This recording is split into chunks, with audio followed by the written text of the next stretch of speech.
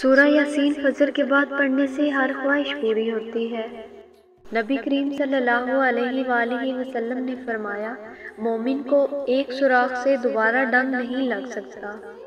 ایک شخص نے نبی کریم صلی اللہ علیہ وآلہ وسلم سے عرض کیا کہ مجھے آپ کوئی نصیحت فرما دیجئے۔ نبی کریم صلی اللہ علیہ وآلہ وسلم نے فرمایا کہ غصہ نہ ہوا کر۔ انہوں نے کئی مرتبہ یہ سوال کیا اور نبی کریم صلی اللہ علیہ وآلہ وسلم نے فرمایا کہ غصہ نہ ہوا کر۔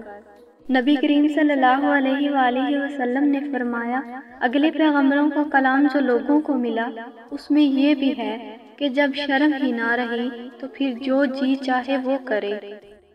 اپنی ہر صبح کا آغاز تلاوت قرآن پاک اور فجر پڑھ کر کیا کرو، اللہ دن میں برکت دے گا انشاءاللہ۔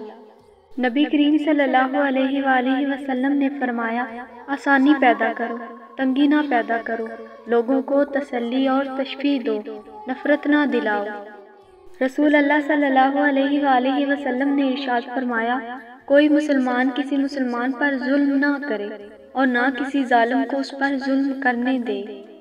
رسول اللہ صلی اللہ علیہ وآلہ وسلم نے فرمایا، جس شخص کے ساتھ اللہ تعالیٰ بھلائی کا ارادہ کرتا ہے اسے دین کی سمجھ عنایت فرما دیتا ہے۔